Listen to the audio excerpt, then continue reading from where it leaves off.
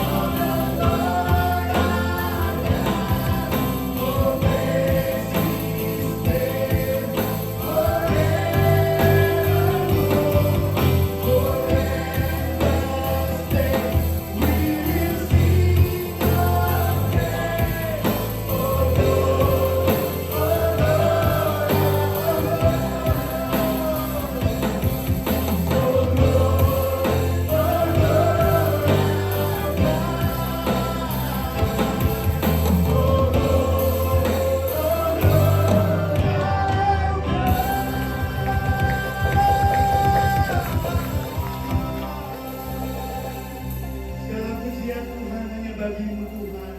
Kau layak terima setiap ucapan syukur kami, pujian kami.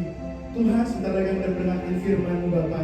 Kami siap Tuhan, kami antusias Tuhan untuk menerima Tuhan. Kami percaya dalam firman-Mu Tuhan ada kemenangan Tuhan, dan perintah bagi kaki kami Tuhan, dan kekuatan Tuhan bagi kami Tuhan. Kami siap Tuhan dalam nama Tuhan Yesus. Silakan duduk. Kita sudah doa firman Tuhan. Apa tema kita hari ini? Halo. Udah di apa dah? Disosialisasi? Sudah. Apa tema kita hari ini? Roh Kudus pada kekekalan. Saya butuh konsentrasi Anda sedikit ekstra, karena banyak sekali sekarang memakai Roh Kudus yang menyedihkan Roh Kudus tanpa disadari. Saya ulangi, banyak orang memaknai Roh Kudus dengan mendukakan Roh Kudus tanpa disadari. Karena gagal fokus, akhirnya yang gak utama dibuat utama. Yang utama dikesampingkan. Ini sedang terjadi. Saya khotbah di Amerika, di Afrika, di Australia, di Eropa, di Asia, rata-rata termasuk di kota-kota besar di Indonesia. Sedih rasanya. Mari kita buka Yohanes 16 ayat 4 sampai ayat 15. Dengan catatan kita baca bergantian dan cermati, bukan hanya ayat demi ayat, tapi juga kalimat demi kalimat, bahkan kata demi kata. Kalau sudah dapat dan mengerti instruksinya, katakan amin. Amin. Dapatnya di layar atau di layar? Ampuni mereka. Ayat 4 saya bacakan, cermati. Tetapi semuanya ini kukatakan kepadamu, supaya apabila datang saatnya kamu ingat bahwa aku telah mengatakannya kepadamu. Hal ini tidak kukatakan kepadamu dari semula, karena selama ini aku masih bersama-sama dengan kamu. Lanjut. Tapi sekarang aku pergi kepada Dia yang telah mengutus aku, dan tiada seorang pun di antara kamu yang bertanya kepadaku, kemana engkau pergi? Tetapi karena aku mengatakan hal itu kepadamu, sebab itu hatimu berduka cita. Namun benar yang kukatakan ini kepadamu adalah lebih berguna bagi kamu jika aku pergi, sebab jika aku tidak pergi, penghibur itu tidak akan datang kepadamu. Tapi jika aku pergi, aku akan mengutus Dia kepadamu. Perhatikan. Dan kalau Roh Kudus datang, ini fokus Roh Kudus, bukan yang lain-lain. Dan kalau Roh Kudus datang, Ia akan menginsafkan dunia akan dosa, kebenaran, dan penghakiman. Lanjut. Dosa karena mereka tetap tidak percaya kepadaku. Akan kebenaran karena aku pergi kepada Bapa dan kamu tidak melihat aku lagi. Lanjut. Akan kebenaran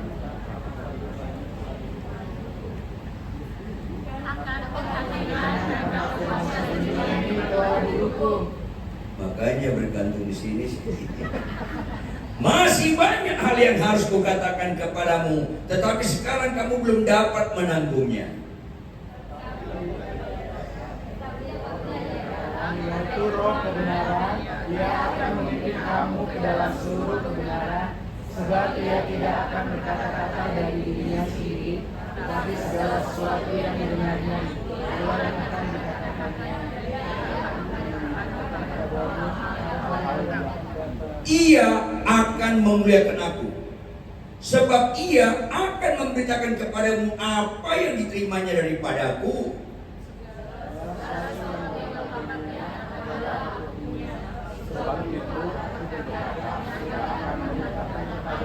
Katakan amin.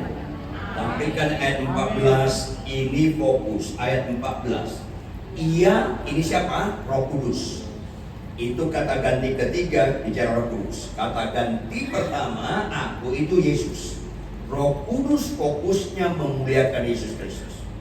Kalau Roh Kudus dibicarakan tanpa memasukkan Tuhan Yesus, pasti keliru. Absolutely. Ini penting. Maka saya persingkat, inti pekerjaan Roh Kudus harus terjadi. Yesus dimasyhurkan dengan kata, hidupku bukan aku lagi, melainkan Kristus dalamku. Ini penting. Karakter Kristus harus hidup dalam kekristenan. Itu bukti utama Roh Kudus bekerja.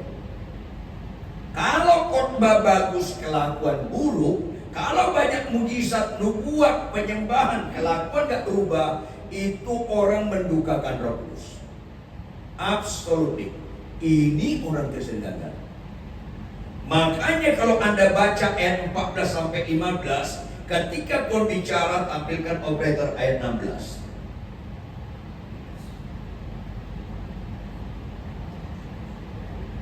Tinggal sesaat saja dan kamu tidak melihat aku lagi. Bicara, tidak melihat aku lagi. Halo, Roh Kudus itu bicara nilai-nilai kekekalan. Dan kekekalan itu bicara yang tidak kelihatan. Lihat ayat 6, tampilkan ayat 6 operator. Ayat 6.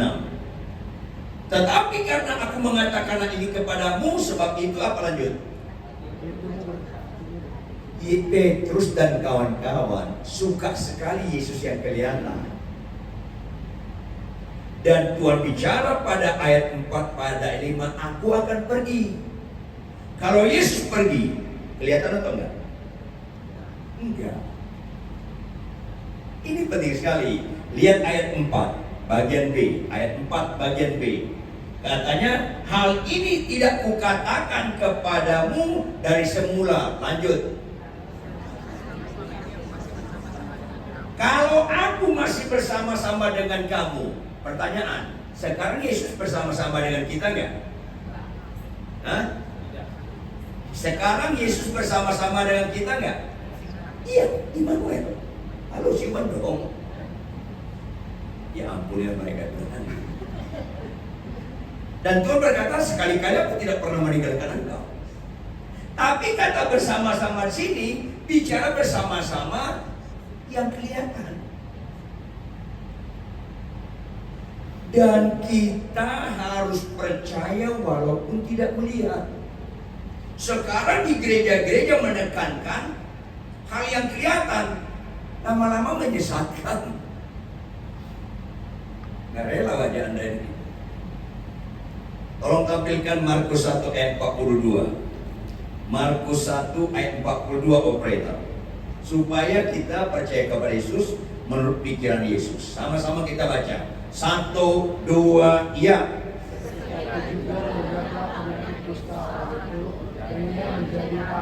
Kata mana representatif keterangan waktu? Ketika. Tahu nggak apa yang Tuhan sampaikan makna seketika? Artinya gampang banget. Halo, sakit sembuh, lumpuh berjalan, buta celik, itu mujizat Tuhan terendah. Kalau nggak percaya kalian, matilah nanti malam tanya Tuhan Yesus. Pasti benar ya. Karena rata-rata orang mati dulu baru insaf, expired. Akhirnya bersyukurlah Anda sebelum mati dengan khotbah hari ini, supaya kalau tahun depan mati agak beres hidup kita. Pertanyaan, lumpuh berjalan kelihatan atau enggak? Lazarus bangkit kelihatan atau enggak? Laut terbelah kelihatan atau enggak? Semuanya itu enggak ada nilai kekekalannya. Kenapa orang Kristen tertarik seperti ini? Ini mujizat terendah. Kenapa enggak siuman banyak orang Kristen? Jawab, iblis bisa membuat lumpuh berjalan enggak? Bisa enggak? Buta celik bisa enggak? Kanker sembuh bisa enggak? Itu kelas rendah semua, iblis pun bisa lakukan saking rendahnya. Kalau kalian teliti dengan cermat sentris Kristus, semua mujizat yang Tuhan lakukan dialamatkan kepada orang gak percaya, bukan kepada orang percaya. Tujuannya apa? Tampilkan operator Markus pasal 2 ayat 10 sampai 11. Tujuannya apa? Markus pasal 2 ayat 10 sampai 11. Tetapi ini tujuannya. Tetapi supaya kamu tahu bahwa di dunia ini anak manusia berkuasa mengampuni dosa. Ini tujuan.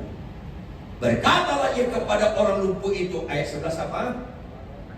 Kepadamu kukatakan, bangunlah, angkatlah tempat tidurmu dan pulanglah ke rumahmu. Semua kesembuhan Tuhan lakukan supaya kamu tahu apa?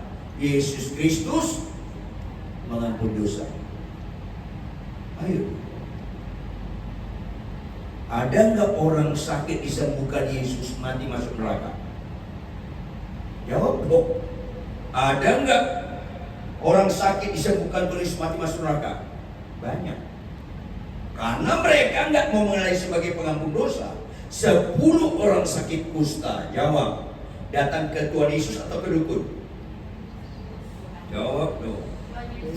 Berapa yang percaya Yesus sanggup menyembuhkan mereka? Semua. Makanya berapa yang sembuh? Semua. Berapa yang mendekat Yesus sebagai Tuhan yang mengampuni dosa? 9 mendekat Yesus sebagai penyembuh. Siuman Yehova Jireh, Yehova Nisi, itu tidak menyelamatkan. Jangan Anda ragu Tuhan bisa menyembuhkan. Tetapi bukan itu tujuan utama Yesus datang ke dunia. Tujuan utama Yesus datang ke dunia bukan untuk kesembuhan. Tampilkan operator Yohanes 3:16. Ini dia. Ini pekerjaan Roh Kudus di-follow Roh Kudus. Yohanes 3:16. Sama-sama baca ayat sangat terkenal ini. 1, 2, ya. Karena begitu besar kasih Allah akan dunia ini, sehingga Ia telah mengorbankan anaknya yang tunggal. Tujuannya apa? Supaya setiap orang yang percaya kepadanya tidak binasa, melainkan Hidup yang kekal tujuannya. Bukan sakit sembuh. Orang sedang menghina Tuhan Yesus, sedang mendukakan Roh Kudus kalau fokusnya kesembuhan. Jangan anti kesembuhan, sekaligus jangan utamakan kesembuhan. Doa kesembuhan hanya boleh sampai limit tertentu. Lama-lama ini kebodohan. Catat dong baik-baik. Itu masih melawan muka Anda. Jawab dengan jujur. Anda niat gak hidup selama-lamanya di bumi? Niat masuk surga gak? Ya niat mati dong. Kok jadi bodoh begini Kristen? Kalau Anda sembuh terus, kapan matinya? Ayo dong. Kalau Anda naik pesawat ke Singapura, maunya pesawatnya on time atau delay? Kalau delay kesel nggak? Kalau delay 2 kali? Delay 3 kali? Makin ngamuk kan Anda?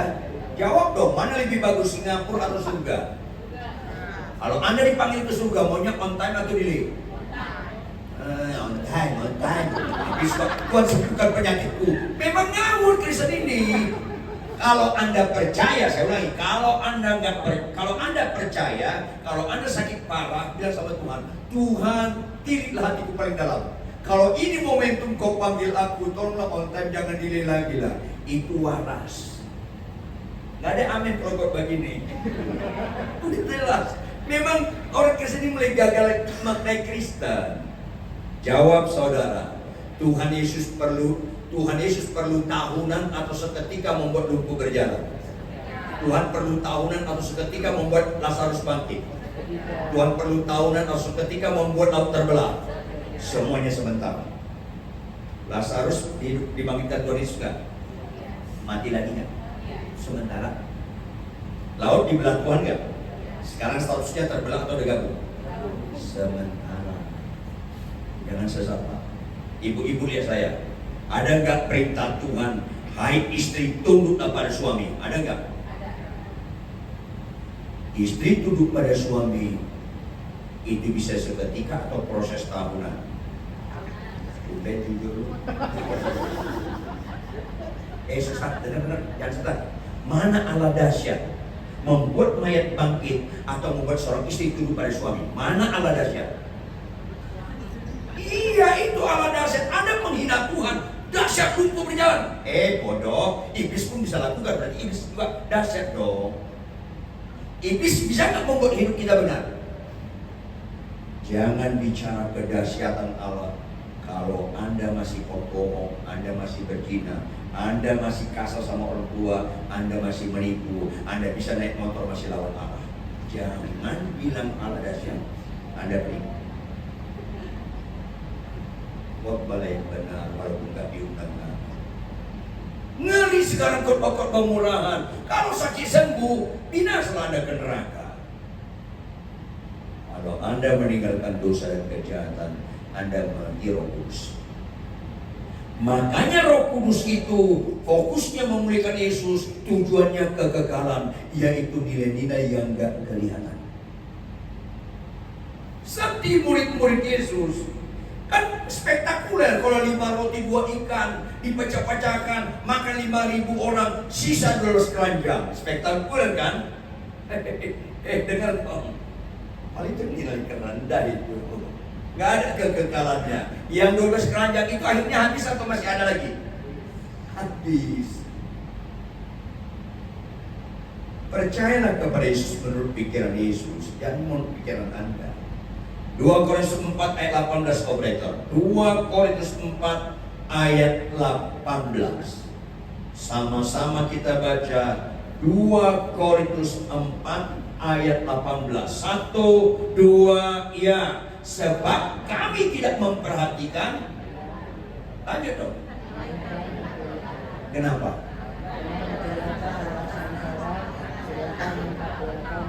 Anda gak perlu sekolah teologi mengerti ayat ini. Tapi kenapa ayat ini gak ditekankan di gereja? Sakit sembuh. Ada apa Kristen ini? Makanya kanker gak serius, dosa serius. Bagi orang percaya, kanker gak serius, bohong serius. Anda tadi malas baca kitab, memang Anda serius. Orang bisa Anda bohongin, Tuhan gak bisa. Ayo dong. Jawab. Anda niat gak masuk surga? Niat mati dong. Kalau kita naik ke Surabaya, jawab. Kalau kita ke Surabaya, lebih efektif naik pesawat atau jalan kaki? Kalau kita niat mati, lebih efektif kanker atau bisul? Ampuni dia tuh. Mana lebih efektif mati, kanker atau bisul? Bagi orang percaya kanker gak ada masalah. Ayo dong.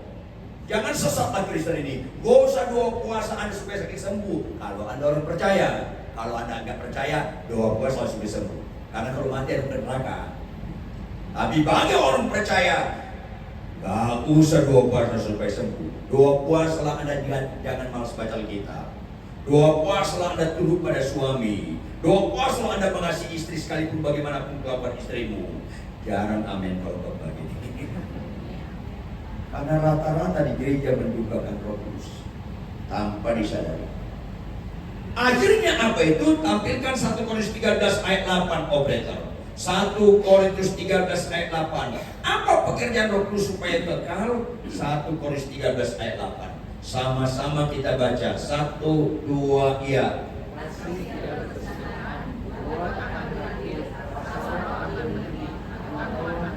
Apa yang kekal? Nubuat kekal gak? Bahasa roh kekal gak? Pengetahuan kekal gak? Kenapa ngawur-ngawur sekarang ajaran di gereja? Kalau Anda nggak bahasa roh, nggak ada Roh Kudus, ngawur gereja ini. Halo, saya peringatkan Anda, jangan anti bahasa roh. Karena Alkitab mencatat ada bahasa roh. Sekaligus jangan utamakan bahasa roh, karena itu bukan utama. Ayo dong. Makanya ayat 1, 2, dan 3 tentang 1 Korintus 13, kalau tanpa kasih nggak ada nilai. Sekalipun imanmu sempurna, gak ada. Kasih yang kekal. Tanda-tanda hamba Tuhan diurapi bukan bisa bernubuat. Tanda-tanda hamba Tuhan diurapi bukan bisa bahasa roh. Tanda-tanda hamba Tuhan diurapi bukan penuh pengetahuan doktor teologi. Stop. Bukan. Saya sekolah teologi tinggi-tinggi. Sekitar 30 tahun lebih saya dosen teologi. Tetapi itu bukan ukuran rohani. Kalau kita tidak mengasihi, Anda gak kenal Roh Kudus. Absolutely. Karena itu yang tepat. Ambilkan operator 1 Yohanes 4 ayat 8. 1 Yohanes 4 ayat 8. Sama-sama kita baca nilai absolut ini. 1, 2, iya. Barang siapa tidak mengasihi, Ia tidak mengenal sebab Allah adalah sang absolut. Tidak sebanyak, tapi absolut. Ada pendeta khotbah bagus, banyak mujizat-mujizat, jemaatnya puluhan ribu, punya istri simpanan. Kau nggak mengenal Allah. Absolutely, kau tidak mengenal Allah. Anda khotbah penyembahan, doakan orang sembuh, Anda tidak mengasihi perkawinan Anda tidak mengenal Allah. Absolut. Ini penting sekali, tapi ini jarang dikhotbahkan. Absolut. Maka Allah adalah kasih. Ulangi. Allah adalah kasih, menciptakan manusia menurut gambarnya. Maka manusia itu makhluk kasih. Karena Allah kasih, menciptakan manusia image of God, imago Dei, gambar Allah. Manusia itu dari sononya makhluk kasih tanpa kematian. Tanpa kematian. Bagaimana manusia itu makhluk kasih? Tampilkan Yohanes 14 ayat 15. Yohanes 14 ayat 15. Sama-sama baca. 1, 2, ya. Jikalau kamu mengasihi aku. Halo. Anda tidak pernah keliru memaknai kekristenan yang benar kalau fokusnya mengasihi Tuhan. Kasihilah Allahmu dengan segenap, dengan segenap. Itulah hukum yang terutama dan pertama. Hanya fokus mengasihi Tuhan dengan satu cara, nggak ada lain cara, menuruti segala perintah Tuhan. Hai suami, kasihlah istrimu. Pak Pendeta, istriku cerewet. Gak ada kaitannya suami mengasihi istri dengan kelakuan istri. Gak ada kaitannya. Sama sekali gak ada kaitannya. Hai istri, tunduklah pada suamimu. Suamiku kasar, dia nyeleweng. Gak ada kaitannya suami mengasihi istri, istri tunduk pada suami dengan kelakuan pasangannya. Gak ada kaitannya. Anda gagal fokus kalau itu kaitannya. Saya mengasihi istri saya karena saya mengakui saya ditebus oleh Tuhan. Saya kepunyaan Allah sendiri. Saya mengasihi istri saya karena saya beribadah kepada Dia. Hanya ketaatanlah Anda sedang beribadah atau tidak kepada Tuhan. Semua ibadah di gereja sekedar lahiriah. Semua khotbah-khotbah penyembahan di gereja sekedar ritual tanpa spiritual. Kalau semuanya itu tidak didasari ketaatan karena kita mengasihi Tuhan. Hai istri, tunduk pada suamimu. Suamiku kasar, nggak ada kaitan. Loh, kalau suamiku kasar, nggak ada difasilitasi Alkitab. Hai istri, tunduklah pada suamimu yang baik. Yang kasar lawan aja boleh. Nggak ada difasilitasi. Enak aja, kenapa enak? Bapak pendeta Pak Ridwan sih nggak kenal suami saya. Nggak ada difasilitasi Alkitab. Hai pendeta, kenalilah suami orang. Nggak ada. Kristus sentris. Baru sehat rohani. Jangankan istri suami, musuh pun kita kasihi. Lah kalau istriku gak berubah, kalau suami gak berubah, percayalah walaupun tidak melihat. Jadi mana yang beriman? Saudara, ada dua bapak-bapak berdoa. Tuhan, 15 tahun aku menikah, istriku cerewet. Saya beriman, tahun depan dia tidak cerewet lagi dalam nama Yesus. Itu bapak pertama. Bapak kedua, Tuhan, 15 tahun aku menikah, istriku cerewet. Tapi saya beriman, sekalipun istriku cerewet sampai mati, aku tetap mengasihi dia. Mana yang beriman? Gak usah hanya teori, praktekin supaya jangan sesat dan semua. Terus sakit sembuh. Ya Tuhan, kayak niat banget Anda hidupnya selama-lama di bumi ini. Ayo dong, supaya sehat ajaran kita. Makanya biarpun gak kelihatan kita percaya. Kenapa ada ajaran-ajaran? Kalau kau lihat ada mobil yang kau suka, topang tangan, kau doakan itu milikmu. Kok ajaran lemperan? Tapi ini ada rumah di Pondok Indah warnanya putih, topang tangan, engkau jadi milik dalam sebilang itu milikmu. Ini kan pembodohan, dan itu marah beberapa tahun yang lalu. Ajaran dari Korea, kalau kau minta mobil, sebut mereknya, berapa cc-nya, warnanya apa. Kau ukuran yang kelihatan yang doakan karena nggak ngerti Roh Kudus. Sampai mati pun aku nggak punya mobil, nggak terganggu aku untuk taat kepada Tuhan. Itu Kristen. Sampai mati pun sakit nggak sembuh, nggak bisa menghalangi aku taat kepada Tuhan. Itu Kristen. Maka kasih itu kekal. Kasih itu bicara ketaatan. Ketaatan itu kekal. Tampilkan operator Kejadian 2 ayat 16 sampai 17. Teliti ayat ini. Dari awal pun sudah ajarkan Kejadian 2. Lalu Tuhan Allah memberi apa? Memberi apa? Bukan janji. Orang sesat beriman pada janji Tuhan. Orang waras kalau beriman pada perintah Tuhan. Ayo dong, jawab. Tuhan pernah nggak ingkar janji? Tuhan pernah nggak lupa janjinya? Tuhan pernah nggak bohong janjinya? Berarti kalau Anda lupa janji Tuhan gak ada masalah, karena dia lupa. Berapa kali saya ingat pengarang-pengarang lagu, kalau boleh nggak ada, maksimal satu saja, karena lagu tentang janji Tuhan. Kalau boleh nggak ada. Janjimu seperti fajar pagi hari. Tuhan udah gak pernah surga. Gak usah kau ingatkan saya gak lupa ingatan. Kau ingat gak tadi baca kitab tiap hari? Kau yang lupa ingatan. Makanya perjuangan kita bukan mendapat janji, perjuangan kita taat dan setia. Ku berjuang sampai akhirnya, lanjut. Kau dapati aku tetap.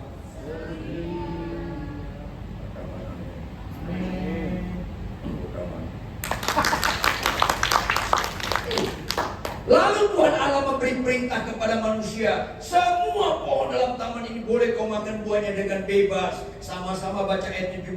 1, 2, ya. Tapi pohon pengetahuan tentang yang baik dan sebab pada hari kau makannya pasti Jangan fokus pada kelihatan. Kok ada fokus pada buahnya? Anda kurang kerjaan menyebut nama buahnya buah kuldi, buah simalakama, itu buah kurang kerjaan. Apakah itu mangga, alpukat, rambutan, atau sotul? Orang Batak doang tahu sotul. Gak penting apapun nama buahnya. Apa yang gak kelihatan? Perintahnya. Fokusnya perintahnya. Mau gak maknanya? Kalau kau makan kau akan mati. Jawab, kalau gak dimakan. Jawab dong, kalau gak dimakan. Artinya apa? Kalau kau taat kekal. Kalau kau gak taat mati. Itu artinya dari awal. Taat itu bicara kekekalan. Binasalah Anda kalau Anda gak fokus tunduk pada suami ibu-ibu. Binasalah Anda kalau Anda tidak fokus mengasihi istri Anda, bapak-bapak. Oh, ada pendeta cerai. Oh, ada pendeta nyeleweng. Ada apa itu?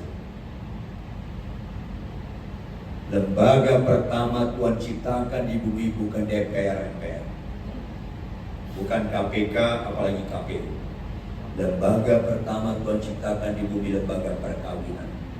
Adam dan bukan Adam dan Tejo, bukan Hawa dan Rita, bukan. Terbalik pun bumi ini jangan pernah memberkati pernikahan sejenis. Kalau 1 juta pendeta, 999.999 berkata, Pak Ridwan, kita boleh memberkati sejenis. Tetap tidak. Pak Ridwan ada sendiri, masa bodoh, tetap tidak. Fokus pada ketaatan. Sekalipun walaupun apa bedanya. Berapa Adamnya? Jawab dong. Berapa Adam? Berapa Hawa? Gak ada Tuhan menciptakan Adam, Hawa, Rita, Fatima. Gak ada. Satu-satu. Jangan niat buka cabang. Satu-satu. Ayo.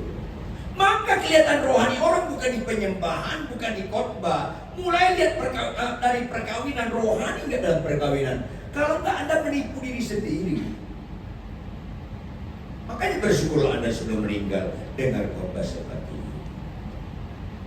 Tingkat kesulitan untuk taat melakukan firman Tuhan yang paling tinggi dalam perkawinan. Bapak-bapak yang sudah menikah, angkat tangan tinggi-tinggi. Yang sudah menikah, tinggi-tinggi, jangan setengah tiang, tinggi-tinggi.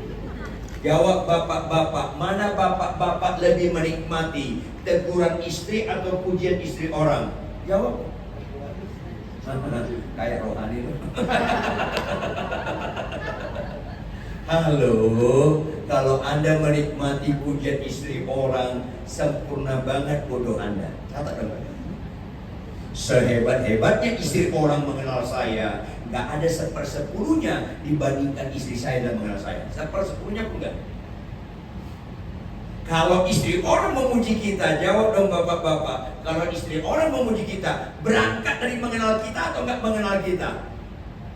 Nggak mengenal kita, maka pujian siapapun nggak ada bobotnya. Makanya bapak-bapak saya ajarin Anda, kalau istri orang memuji kita, masuk telinga kanan, keluar kanan lagi. Jangan kiri, ada garis nanti. Kanan lagi, mental. Pak Rintan berikan, jujur Pak Rintan, saya suka sekali bapak-bapak. Bapak itu, buku Ustaz puji. Ibu nggak kenal saya. Kalau Anda mau lihat rohani saya, jangan saat khotbah. Karena gampang sekali menampilkan rohani saat khotbah, saat memimpin pujian, gampang sekali. Ketipu Anda kalau Anda kagum khotbah bagus itu kurang rohani. Enggak. Kalau Anda mau lihat rohani saya, tinggal di rumah saya 6 bulan atau 1 tahun. Lihat sehari-hari, termasuk ketika istri saya kurang hemat berkata-kata, masih rohani enggak? Ayo. Gak usah senang sekali ibu-ibu. Ibu-ibu mana ibu-ibu lebih suka teguran suami atau pujian suami orang? Orang yang menikmati pujian suami orang itu kesurupan. Jangan terlalu suka mendustai diri sendiri. Kalau kau nggak makan, kau nggak mati. Kalau kau makan, kau mati. Hanya ketaatan mengasihi Tuhan, hanya kasih yang kekal. Makanya Bapak Ibu, dan pura-pura gak dengar khotbah ini. Kalau kau sakit kanker gak serius, kalau kau gak disiplin baca Alkitab serius. Kalau Anda sakit kanker gak serius, kalau kau masih buka situs porno serius. Ayo, jangan terlalu suka khotbah-khotbah menyenangkan telinga. Percayalah, mobilmu Avanza tahun ini jadi Innova. Khotbah apa nih? Kenapa ukuran yang kelihatan? Kenapa nggak ke Gunung Kawi aja? Itu nggak fokus Kristen. Tahun ini saya 44 tahun jadi hamba Tuhan. Saya khotbah kemana-mana di dunia ini. Banyak persembahan yang saya dapat. Emas saya cuma satu ini dong. Saya nggak tertarik di jam tangan mahal. Lucu kalau saya beli emas yang gede-gede, berlian, jam tangan 2 miliar, terus nyanyinya apa? Ku tak membawa, ya, nyanyian dengan sikap bohong Anda, gak tahu malu Anda mendukakan Roh Kudus. Kalau berkat-berkat Tuhan kau sita begitu banyak untuk merek mobil, untuk jam tangan, untuk tali pinggang, untuk tas yang mahal. Tapi ini sekarang didemonstrasikan di gereja-gereja di dunia ini, menyakitkan Roh Kudus tanpa disadari. batik saya ini 80.000. Jangan kasihan, banyak duit saya. Tapi bukan untuk ini. Banyak hamba-hamba Tuhan yang anak-anak rohani kami di pedalaman Papua, Kalimantan, Sulawesi, pedalaman Sumatera yang harus kami support dana. Gak usah memperkaya diri. Ini bukan emas, ini cincin biasa ini. Harganya 600.000. Kalau ada yang tembus 1 juta saya lepas nih. Ada apa Kristen ini? Ibu-ibu, kecantikan dari luar atau dari dalam? Apa istilahnya? Inner beauty. Tetapi kenapa Anda lebih lama di salon daripada baca kita? Kelihatan sekali bodohnya. Inner beauty, tapi ke salon lebih lama. Kalau salon kan itu luar. Ada ibu-ibu dari salon keluar, suaminya lihat, mami cantik banget. Dia senang, lu ketipu. Maksudnya apa? Mami cantik kalau dari salon, aslinya sih sesungguhnya enggak. Itu maksudnya. Jadi kalau Anda dari salon dipuji suami Anda, merataplah Anda. Itu kan yang kelihatan. Tapi orang lebih senang dibilang cantik daripada sabar. Lebih kagum lihat mayat bangkit daripada istri tunduk pada suami, daripada suami mengasihi istri dengan setia.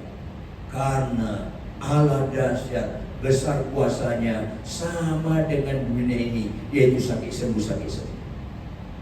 Maka ketaatan menurut perintah itu kekal. Jawab Bapak Ibu, orang Kristen suka nggak kesembuhan? Agama lain suka nggak kesembuhan? Penjahat suka nggak kesembuhan? Siuman dong. Kalau penjahat suka terhadap sesuatu itu nggak ada istimewanya. Penjahat pun suka kesembuhan. Ada apa Kristen ini? Lanjut, ada nggak perintah Tuhan untuk kita taati? Kasihlah musuhmu, ada nggak? Balaslah kejahatan dengan kebaikan, ada nggak? Jika ditampar pipi kiri, kasih pipi kanan, ada nggak? Jawab dengan keras. Penjahat suka nggak itu? Kepercayaan lain suka enggak? Enggak. Orang Kristen suka enggak? Masalahnya enggak Tuhan. Lihat. Rata-rata orang Kristen enggak suka taat, termasuk orang yang sedang melihat saya sekarang ini. Rata-rata orang Kristen enggak taat. Sesat Anda menikmati pimpinan Roh Kudus kalau enggak taat. Bagian terakhir, tampilkan ayat Yohanes 16 ayat 8 sampai 11.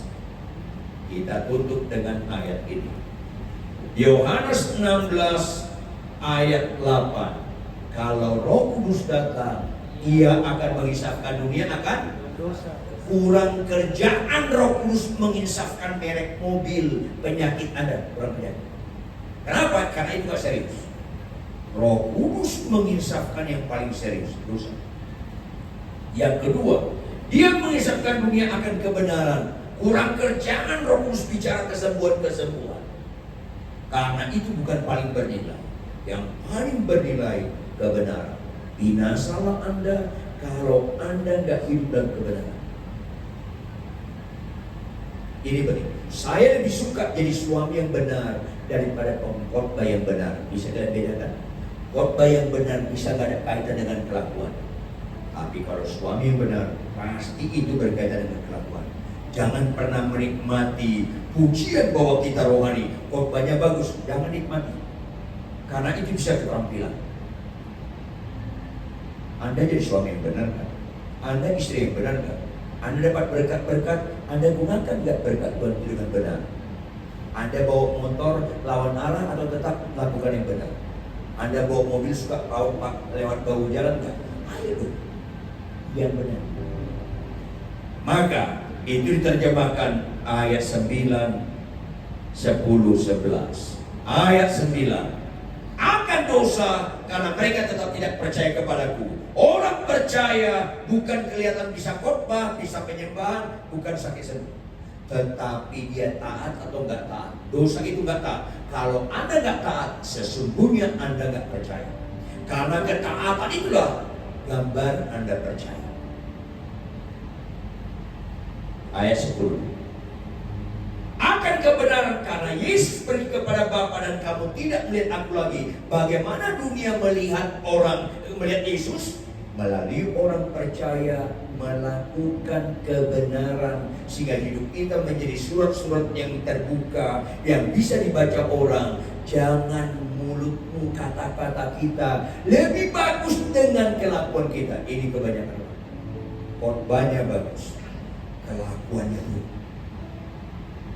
Ini penting. Maka orang Kristen harus mau diproses. Aku makin berkurang, Yesus makin bertambah, sehingga karakter Kristus bicara kebenaran itu makin nyata dan makin nyata dalam kekristenan. Binasalah orang Kristen kalau memaknai kekristenan bukan dengan kelakuan yang benar. Terakhir, ayat 11. Sama-sama baca ayat 11. 1, 2, ya. Akan penghakiman kuasa dunia telah dihukum. Akan penghakiman karena apa? Kuasa dunia Ayo dong Bapak Ibu. Di luar Yesus Kristus gak ada yang mengalahkan iblis dan roh jahat. Di luar Yesus Kristus gak ada yang mengalahkan iblis dan roh jahat. Berarti taat melakukan kebenaran. Musuh kita bukan darah dan daging, tapi iblis, roh jahat, pengudara yang sudah dikalahkan. Taat melakukan kebenaran sampai akhir. Itu bukan soal bisa atau tidak bisa, soal mau atau tidak mau. Kalau soal bisa atau tidak bisa, ada penghakiman. Tetapi karena soal mau atau tidak mau, ada penghakiman. Dan kedatangan Tuhan Yesus kedua kali bukan sebagai juru selamat. Kedatangan Tuhan Yesus kedua kali bukan konteks Yohanes 3:16 karena begitu besar kasih Allah akan beri. Kedatangan Tuhan Yesus kedua kali dinyatakan dalam kitab Wahyu. Dia akan menghakimi siapapun di bumi ini sebelum kita, sesudah kita akan dihakimi. Di belahan manapun Anda berada akan dihakimi. Anda sudah mati atau masih akan dihakimi. Orang taat dan setia yang mengasihi Tuhan, ketika masa penghakiman itu bukan masa menakutkan, itu masa sukacita, sehingga kita bisa menyanyikan lagu dengan berbobot. I love you Lord. Baru berbobot nyanyi itu. Hanya orang taat yang bisa berbobot menyanyikan lagu doa.